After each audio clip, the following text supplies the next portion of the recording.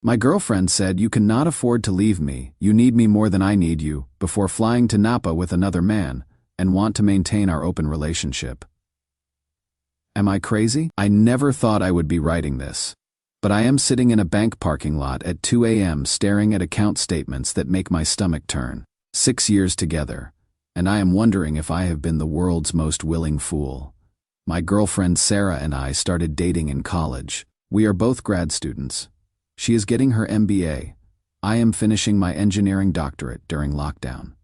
She brought up ethical non-monogamy, not because anything was wrong, she insisted, but because she had been researching relationship structures and thought we were emotionally evolved enough to handle it. Her exact words were, "Monogamy is just social conditioning." Babe, we are better than that. I thought you were more progressive. When I hesitated, she added, I mean, if you are too insecure to handle me having other connections, maybe you need to work on yourself. So I worked on myself. Got therapy. Read the book she recommended. Joined hobby groups to develop my own identity.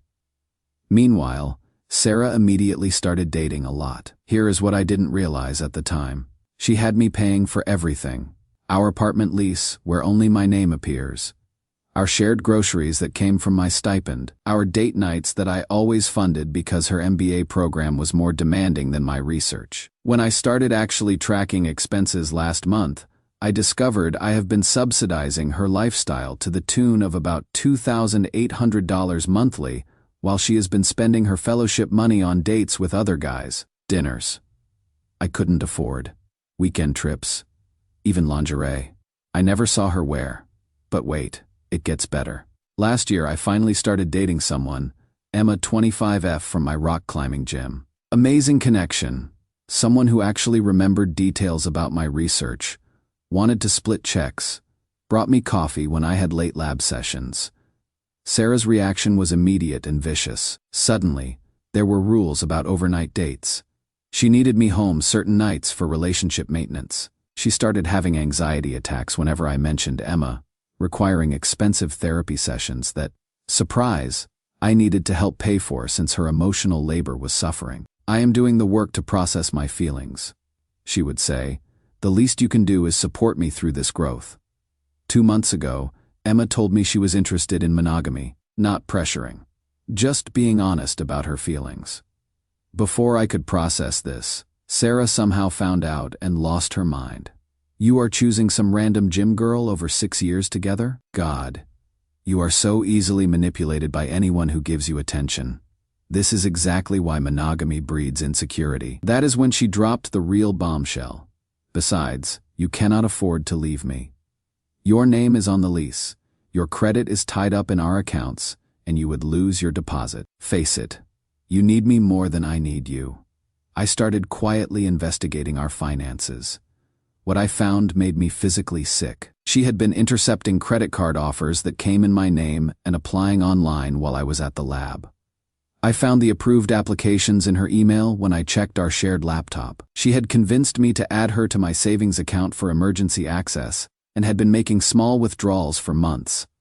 Always just under $200 so I wouldn't notice. When I confronted her about a $1,200 charge to some luxury hotel on my credit card, she said it was relationship research, a weekend with one of her other partners to learn new intimacy techniques that would benefit us. You are being really controlling right now, she said when I asked for transparency.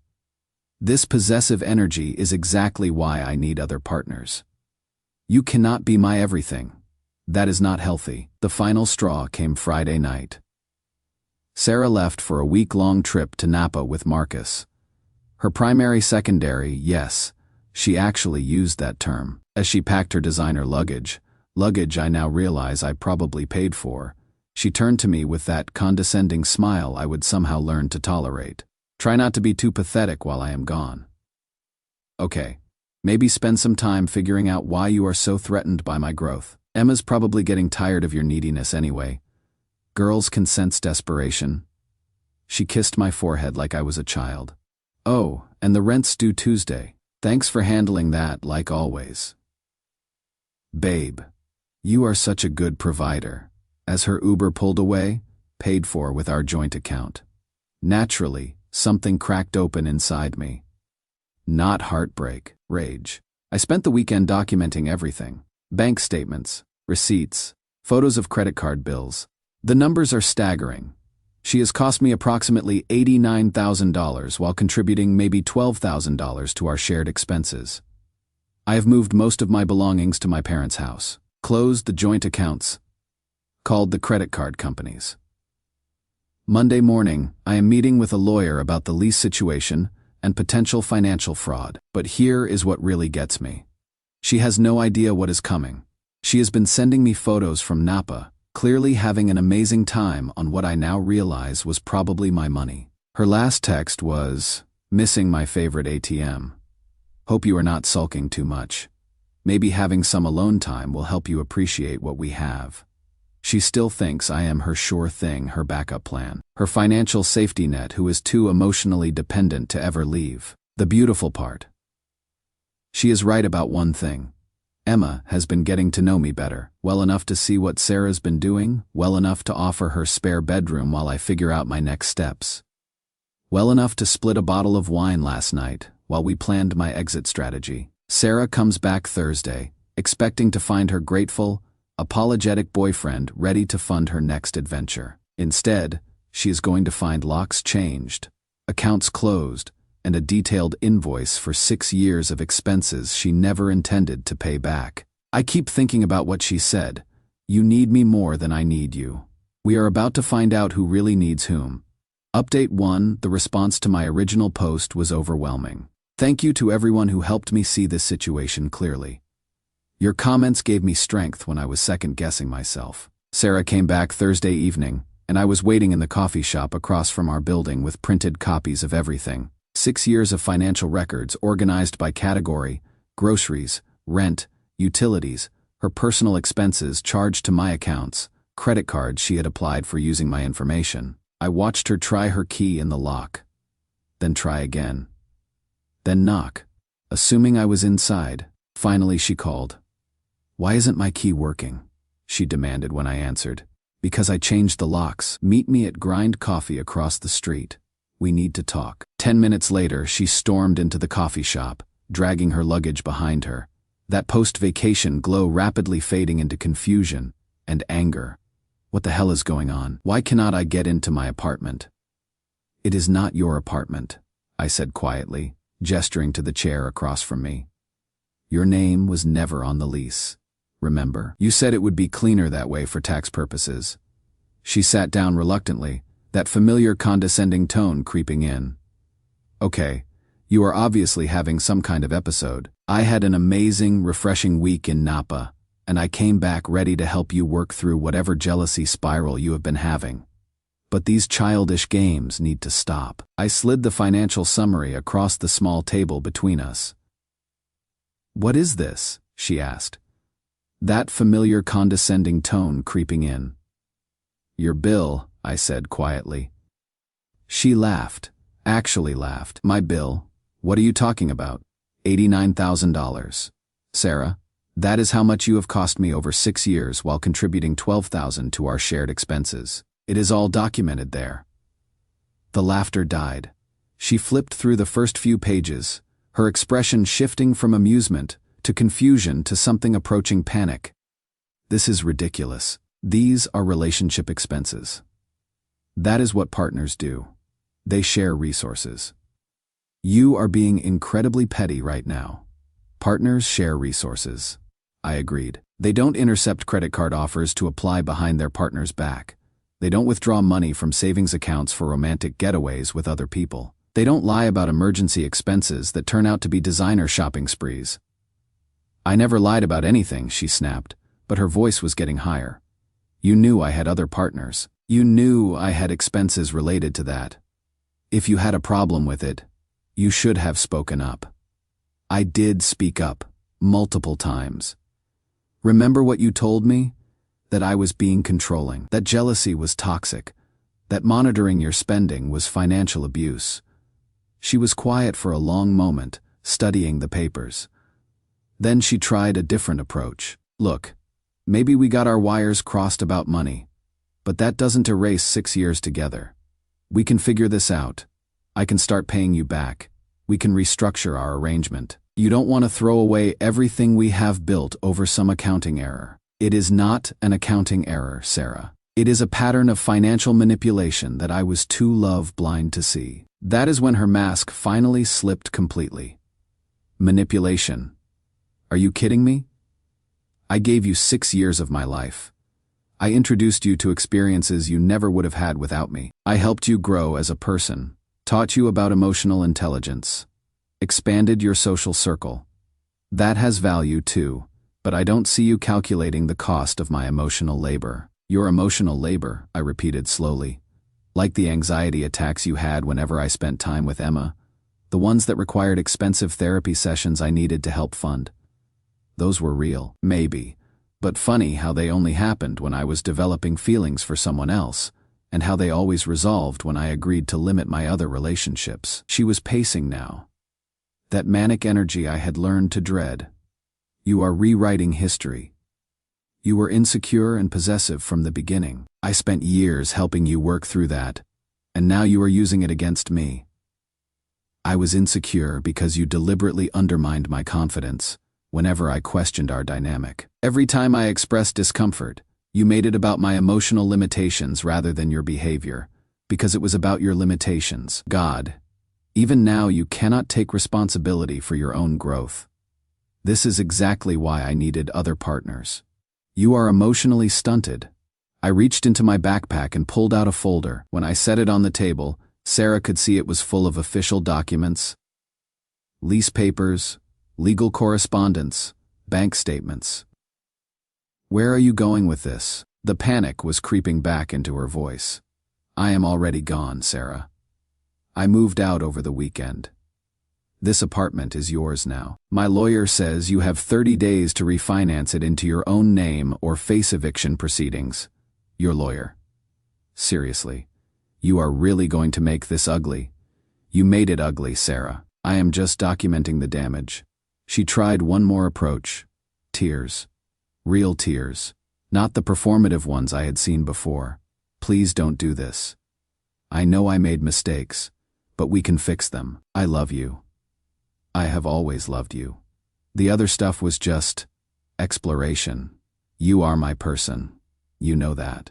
For a moment, just a moment, I felt the old pull. 6 years of conditioning doesn't disappear overnight.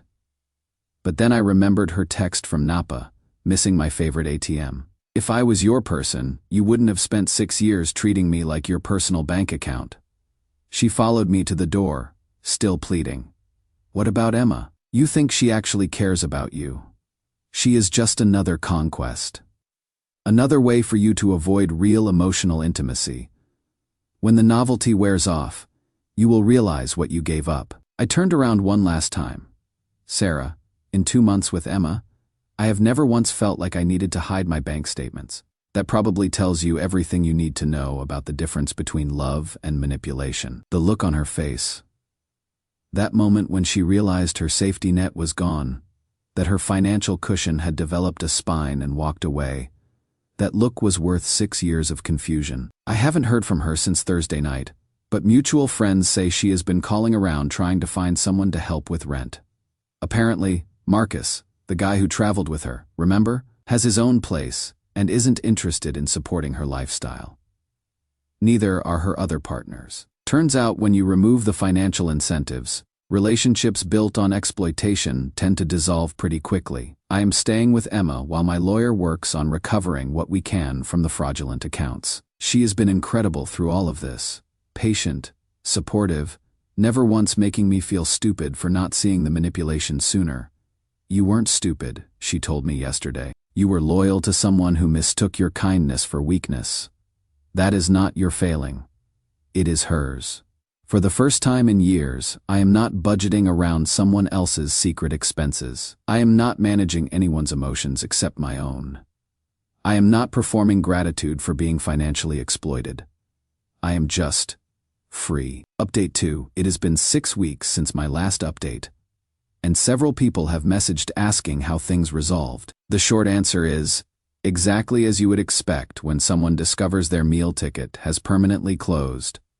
The practical stuff has been surprisingly straightforward. My lawyer filed fraud claims on the 3 credit cards Sarah had applied for using my information without permission, and we have already received confirmation that I will not be liable for those balances. The bank reversed most of the unauthorized withdrawals from our joint savings once I provided documentation, showing a pattern of deception. Sarah, meanwhile, has been learning some harsh lessons about the difference between lifestyle and income.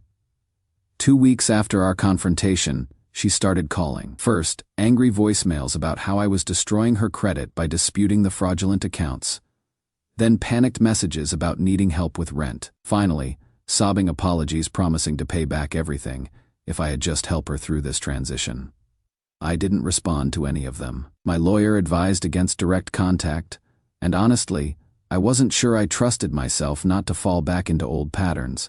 But Emma was there for the Saturday morning meltdown. We were having coffee at her place when Sarah showed up, unannounced and clearly desperate. She looked rough, unwashed hair, clothes that hadn't been changed in days. That particular kind of exhaustion that comes from financial panic. I need to talk to him, she told Emma at the door. This is between us. You wouldn't understand, Emma, to her credit, didn't engage with the territorial display. He doesn't want to see you, Sarah. You need to leave. Don't tell me what he wants. I know him better than you ever will. 6 years versus 6 months. Who do you think actually matters here? I could hear everything from Emma's kitchen. Part of me wanted to intervene, but a larger part wanted to see how this played out without my involvement. The person who matters, Emma said calmly, is whoever he chooses to let into his life. And right now, that is not you. God, you are so smug. You think you won something, but you have no idea what you are dealing with. He is emotionally unavailable, financially controlling, completely incapable of real intimacy. Good luck with that. Funny, Emma replied. He seems plenty available to me. Maybe the problem wasn't him. That is when Sarah completely lost it. You don't know what you are talking about. I gave him everything. I opened his mind, taught him about love, helped him grow as a person. Now he is throwing it all away because you manipulated him during a vulnerable moment. Sarah, Emma's voice was getting firmer. You need to leave now, not without talking to him. He owes me that much. I finally came to the door. Sarah looked even worse. Up close, dark circles under her eyes. That manic energy of someone who hasn't been eating or sleeping properly. I don't owe you anything, I said quietly. We are done, please. The desperation in her voice was raw. I lost the apartment. Marcus will not let me move in. Says his other partner isn't comfortable with it. My parents will not help unless I admit this is all my fault. Which it is not. I have nowhere to go. You have other partners. They are not. They don't want the responsibility. It was supposed to be different. We were supposed to be each other's foundation while we explored other connections. You mean I was supposed to be your foundation while you explored? There is a difference. She started crying then, and for a moment I felt the old reflex to comfort her. But then I remembered all the times she had weaponized tears to avoid accountability. I can change, she said. I can be better. Just give me one more chance to prove it. Sarah, you had 6 years to prove it. You chose financial manipulation instead. It wasn't manipulation. It was just, I thought you understood. I thought you were okay with supporting my growth. Growth doesn't require fraud. Partnership doesn't require theft. She turned to Emma with pure hatred. This is your fault. You poisoned him against me. Made him think normal relationship dynamics were abuse. Emma didn't take the bait. Normal relationships don't require secretly opening credit cards in your partner's name. You don't understand our dynamic. You don't understand anything about ethical non-monogamy or evolved relationships. You are just another basic monogamous girl who cannot handle complexity. Maybe, Emma said, but I have never stolen from him. So I guess I am complex enough. Sarah looked back and forth between us, finally realizing that her usual tactics weren't working. No amount of crying, blaming, or emotional manipulation was going to restore her access to my resources. Fine, she said, wiping her eyes. But don't come crawling back when you realize what you lost. When she gets bored and leaves you for someone more exciting, don't expect me to pick up the pieces. I will not. I said simply. After she left, Emma and I processing what had just happened. She really had you convinced that financial exploitation was normal, Emma observed. For years. Every time I questioned it, she made it about my insecurity or possessiveness. I started believing that wanting transparency about shared expenses was emotionally primitive. It is actually the opposite. Transparency is what makes real intimacy possible. I have been thinking about that a lot. With Emma, everything is clear. We split bills fairly, communicate openly about money, make decisions together. It is not less romantic. It is more romantic because it is built on honesty instead of manipulation. Sarah's still in town somewhere, apparently staying with friends while she figures things out. Mutual acquaintances say she has been bad-mouthing both Emma and me, claiming I was financially abusive and Emma is a homewrecker. The people who actually know me aren't buying it. Turns out when you spend years carefully documenting someone's manipulation, the truth has a way of speaking for itself. My lawyer says we should hear back about the fraud restitution within another month. Even if we don't recover everything, the peace of mind has been worth more than money. Emma and I are talking about getting our own place together next year, not because we need to prove anything or escalate according to some timeline, but because we actually enjoy building a life together. It is remarkable how simple relationships become when both people are honest about what they want and willing to contribute equally to achieving it. Final update, I wasn't planning to write again, but enough people have asked for a final update that I figured I owed it to the community that helped me see clearly when I was lost in the manipulation. It has been 6 months since Sarah and I broke up, 4 months since the legal stuff was resolved, and 3 months since Emma and I moved into our own place together. The financial recovery went better than expected between the credit card fraud restitution and the bank reversals. I got back about $23,000 of what Sarah had taken. Not everything, but enough to feel like justice was served. Sarah left town about 2 months ago. The story I heard through mutual friends is that she moved back with her parents in another state after exhausting her support network here. Apparently, she had been doing variations of the same financial manipulation with several people, not just romantic partners, but friends who let her temporarily stay with them. Co-workers she had convinced to cover her portions of group expenses, even her own siblings. Her parents made her admission to a financial literacy program part of living at home, which feels appropriate. I don't feel angry about it anymore. Mostly, I feel sad for the person I was. Someone so conditioned to believe that love required accepting unacceptable treatment that I convinced myself exploitation was intimacy. Emma and I have been building something completely different. We have joint accounts now, but they are transparent ones where both of us contribute equally and both can see every transaction. When one of us wants to make a large purchase, we discuss it. When money gets tight, we problem solve together instead of one person quietly shouldering the burden. Last month, she got a promotion that came with a significant raise. Her first reaction was excitement about how it would benefit both of us. Maybe we could finally take that vacation we had been planning, or start saving more aggressively for a house. With Sarah, windfalls were always opportunities for her to spend more on herself.